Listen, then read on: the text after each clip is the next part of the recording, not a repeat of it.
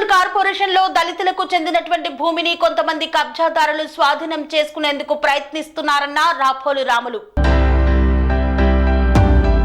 Boduppal municipal corporation Chengicherla survey number 34, 35, 36లలో 37 ఎకరాల 9 గుంటల దళితులకు సంబంధించిన భూమి కొంతమంది వ్యక్తులు కబ్జాలు చేసి అక్రమంగా ఫ్లాట్స్ చేసి లావాదేవీలు చేస్తున్నారని సీనియర్ కాంగ్రెస్ పార్టీ నాయకులు Boduppal corporation federation chairman Rapolu Ramulu ఆ ప్రదేశాన్ని సందర్శించి విలేకరుల సమావేశాన్ని నిర్వహించారు. ఈ సమావేశంలో రాపోలు రాములు మాట్లాడుతూ చెంగిచెర్ల సర్వే నెంబర్ 34, 35, 36లలో 37 ఎకరాల 9 గుంటల భూమి దక్షిత కౌలు చట్ట ప్రకారం పట్టాదారులు బంటు చెన్నయ్య కుటుంబ సభ్యులదని, ఈ భూమిలో గతంలో కౌలు పట్టాదారులకు సంబంధించిన కుటుంబ సభ్యులు కోర్టుకు వెళ్లడం జరిగిందన్నారు. రంగారెడ్డి జిల్లా కోర్టు ఈ భూమిలో ఎటువంటి లావాదేవీలు చేయకూడదని ఆర్డర్స్ ఇచ్చిందన్నారు. కోర్టు పరిధిలో ఉన్న కొంతమంది అక్రమంగా ఫ్లాట్స్ కొన్న వ్యక్తులు అక్రమంగా నిర్మాణాలు చేస్తున్నారని పలుమార్లు మున్సిపల్ అధికారుల దృష్టికి తీసుకుపోయినా అక్రమ నిర్మాణాలు ఆగడం లేదని ఆవేదన వ్యక్తం చేశారు. పుట్టుకోడు పొట్టదేరు కోసం రకరకాల ఉన్నోళ్ళు వీళ్ళ నాన్న ఈ ఎవరైతే వీళ్ళ అన్న ఉన్నాడో బంటు చెన్నయ్య, బంటు నరసింహ అంటే ఆయన ఈ భూమి మీదనే పని చేస్తూ నాగలి కట్టి ఎడ్లని చెరువులో పంపిస్తే, ఇట్లా లెక్కలు కట్టి చెరువులకు పంపిస్తే ఆ చెరువుల పోలు చుట్టుకొని ప్రమాద పరిస్థితులు ఉంటే అన్నం తింటోడు పోయి ఆ ఎడ్లను ఇడిపించి ఎడ్లను బతికించి తను దాంట్లో ఆత్మార్పణం చేసాడు. అంటే ఈ భూమి కోసం మన ప్రాణాన్ని కూడా కోల్పోయిన సంఘటన నేను చిన్నప్పుడు కూడా చూసిన. అయితే వీళ్ళు నేను బంటు చెన్నయ్య వారసులం అని చెప్పి కోర్టు ద్వారా వీళ్ళు ఒక లీగల్ ఎయిర్ సర్టిఫికేట్ 2008లో సర్టిఫికేట్ మేము అని చెప్పి లీగల్ ఎయిడ్ సర్టిఫికేట్ తెచ్చుకున్నారు. 2008లో తెచ్చుకున్నారు. దీంట్లో వీళ్ళకు ఆర్డర్ వచ్చింది. బంటు మల్లయ్య, బంటు పోచయ్య, బంటు నాగేష్, వీళ్ళకు బంటు సీను. ఇది చూడండి ఒకసారి జూమ్ చేస్తే మీకు అర్థమవుతుంది. అంటే దీని ప్రకారము బంటు చెన్నయ్యకు వీళ్ళు వారసులు. ఇది క్లియర్గా కోర్టు ఇచ్చింది. ఏ కోర్టు ఇచ్చింది? ఇది court of the additional junior civil judge Rangareddy district court వీళ్ళని వారసులు వీళ్ళ కింద డిక్లేర్ చేసింది. ఆ తర్వాత ఏమైంది వీళ్ళు కోర్టుల ఎంఆర్ఓ కోర్టులో కేసు వేసారు. ఎంఆర్ఓ దగ్గర కేసు వేస్తే ఎంఆర్ఓ దగ్గర నడిచిన తర్వాత వీళ్ళకి ఒక ఆర్డర్ వచ్చింది. ఎంఆర్ఓ దగ్గర ఒక ఆర్డర్ వచ్చింది. ఏమని? ఈ భూమిలో వీళ్ళు కరెక్టే, ఇంట్లో ఎవరెవరు సయ్యదా నహా బేగం, షేక్ సయ్యద్ హుస్సేన్, వీళ్ళంతా ఇక్కడ వాళ్ళు కలిసి వీళ్ళ భూమి 6 మంది కలిసి వీళ్ళ భూమి ఆక్రమించుకున్నారు కాబట్టి వీళ్ళకి ఇవ్వవలసింది అని చెప్పి ఆమె కోర్టు ఎంఆర్ఓ వీళ్ళకి ఆర్డర్ ఇచ్చింది. ఇది ఎప్పుడు ఇచ్చింది? ఇది 2003లో ఇచ్చింది. 2003లో ఇక తహసీల్దారు వీళ్ళకు ఆర్డర్ ఇచ్చింది. ఒక నిమిషం. Court order 2008 2008 2008 succession order. అయితే ఇది వీళ్ళకు ఆర్డర్ వచ్చింది వీళ్ళకి ఇవ్వవలసింది అని. దీని ప్రకారంగా వీళ్ళు ఏం చేసారంటే, ఇది ఆర్డర్ మీకు అన్నీ కూడా ఇస్తా, నేను అన్నీ కూడా ఇస్తా. తర్వాత వీళ్ళు ఈ భూమి మాకు ఇవ్వన్నది కదా అని చెప్పేసి వాళ్ళు ఏం చేసారు, ఎంఆర్ఓ వచ్చేసి ఈ పంచనామా చేసారు.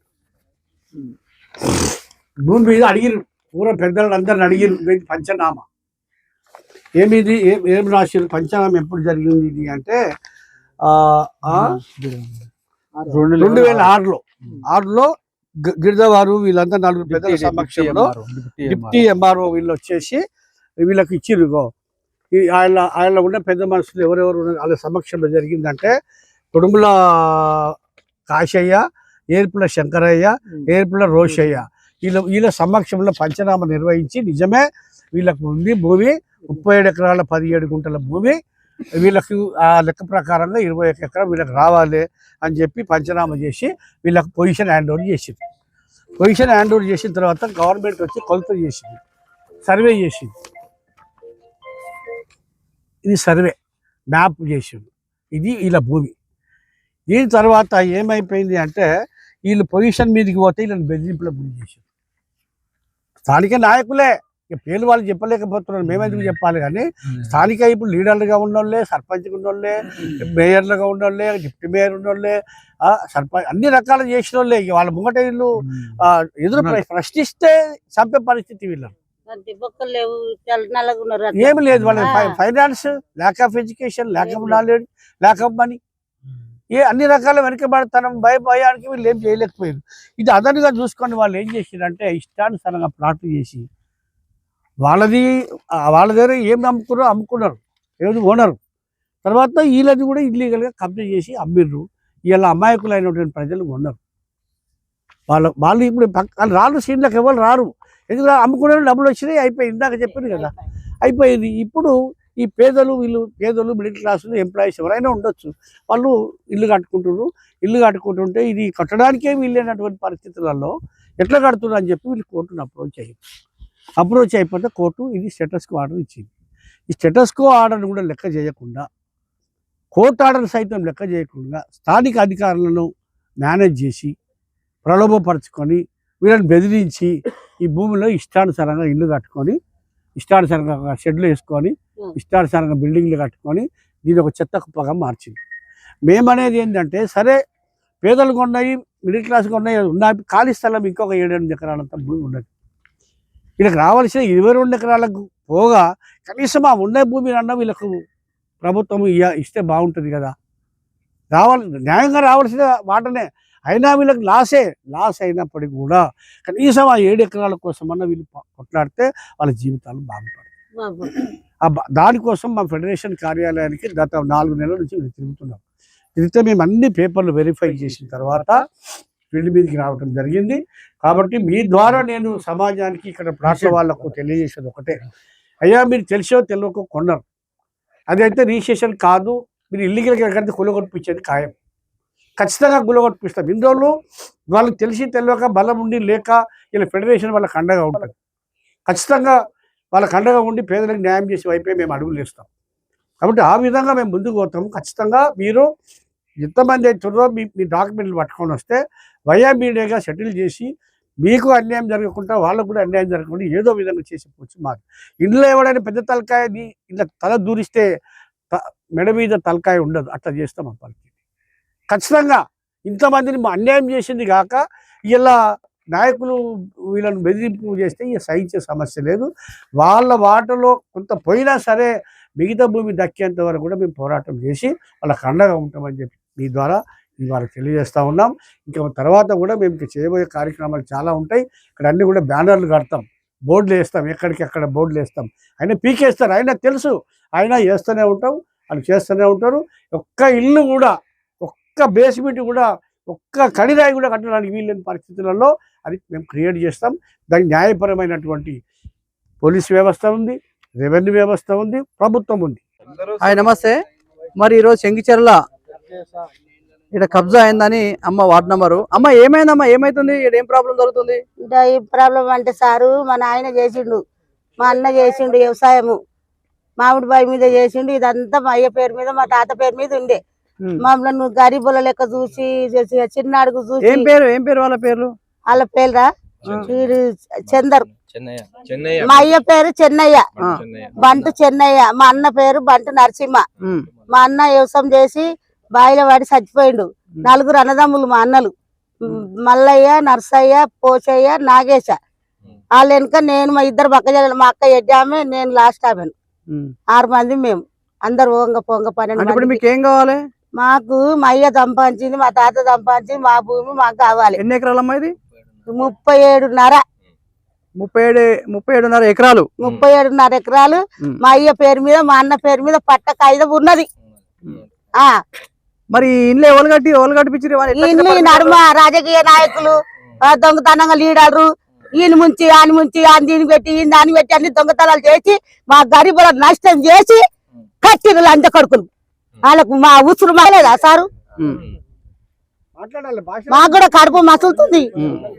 ఇన్నేళ్ల నుంచి మా అయ్య సంపాదించిన ఆకలి లేక మేము ఇల్లు లేక ఇటుపు లేక కిరాయి ఇళ్ళలో బతకబట్టి ఇంత సంసారం చేసి నాటి వీళ్ళ ఇల్లు మాది బంటోని ఇల్లు అంటే ఏం లేదు. మళ్ళీ అప్పుడు కట్టేటప్పుడు మీరు అడ్డం తిరగాలి. మీ అందరూ ఊరుకోగలు పాలు పంచుకున్నట్టు అయిపోయారు. మనలు ఎక్కడ వాళ్ళు అక్కడ అన్న చెల్లదాడు చచ్చిపోగానే మా అన్న అక్కడ పోయి బతికిండు నాసారములో ఒక అన్న శనిచార కాడుండు ఒక అన్న ఐడిపేలు కాడుండు ఊరుకోగలు బతికిరు ఇప్పుడు మీ బెదిరియంగానే మా పోయిరు అమ్మ ఇప్పుడు మేము ఎవరు బేరిస్తురా భూమి పైన రాజకీయ నాయకులు ఎవరు బేరిస్తారు పేరు చెప్పండి. లోకలే లోకల్ వాళ్ళు నాయకులు చాలా మంది ఉన్నారు. సో వాళ్ళ ద్వారా మా నాన్న పేరు మల్లయ్య అన్నమాట. సో మా తాతలు సంపాదించిన ఆస్తి ఇది. అంటే డ్యూ టు సమ్ వీళ్ళు లోకల్స్ బెదిరించడం ద్వారా వీళ్ళు అందరూ అంటే వాళ్ళని ఎదిరించలేని పరిస్థితిలో ఉన్నాం కాబట్టి ఏదో వీకర్ సెక్షన్ కదా మనం అనేసి వాళ్ళు అలా వాళ్ళకి ఇష్టం అనుసారంగా అది కబ్జా చేసుకుంటూ పోయినారు. ఇప్పుడు దాకా అది కోర్టులో ఎన్నిసార్లు కోర్టులో జరుగుతుంది, కోర్టులో ఉంది, అన్ని మా ఫేవర్ లోనే ఉంది. ఎన్ని ఎకరాలు సార్ ఇది?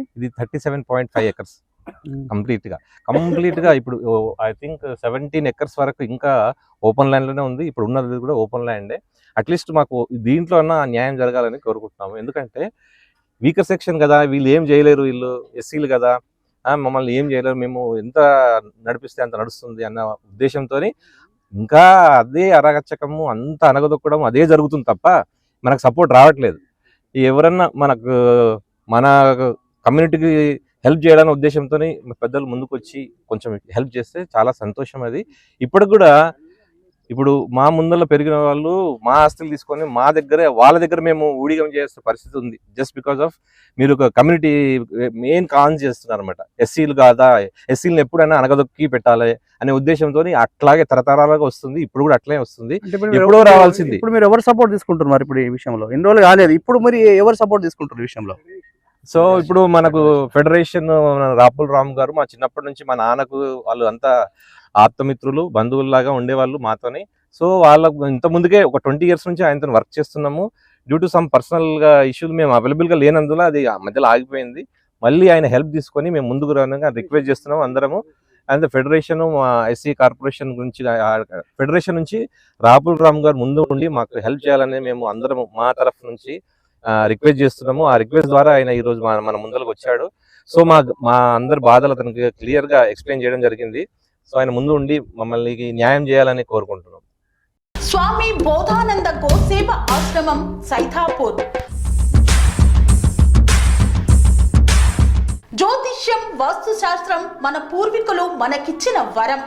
దుర్గాదేవి, కాలభైరవ ఉపాసనతో వాక్సిద్ధి పొందిన శ్రీ శ్రీ బోధానందగిరి స్వామివారు మీకు ఎలాంటి సమస్యలున్నా, వాటిలో ముఖ్యంగా ధన నష్టం, ఆరోగ్య నష్టం, భార్యాభర్తల మధ్య గొడవలు, ప్రేమించుకున్న వారు దూరం అవడం, ఎన్ని సంబంధాలు వచ్చినా పెళ్లి ముడి పడకపోవడం, రోడ్డు ప్రమాదాలు, అప్పుల బాధలు, వ్యవసాయంలో నష్టాలు, పెద్దల మాట పిల్లలు వినకపోవడం, ఆరోగ్య శాంతి, గృహశాంతి, మనశ్శాంతి లేకపోవడం, ఇలాంటి సమస్యలు ఉన్నట్లయితే ఒక్కసారి స్వామీజీని కలవండి. మీ సమస్యలకు తగిన పరిష్కారాన్ని పొందండి. అంతేకాక అన్ని రకాల వ్యాధులకు గోపంచకవ్య మరియు మూలికా వైద్యం చేయబడును. నమ్మకంతో రండి, ఆయురారోగ్యాలతో వర్ధిల్లండి. మా అడ్రస్ స్వామి బోధానంద గోసేవ ఆశ్రమం, సైథాపూర్, వీరభద్రస్వామి గుడి దగ్గర, యాదగిరిగుట్ట. సంప్రదించవలసిన నెంబర్ 9849213754 మరియు 9618034138.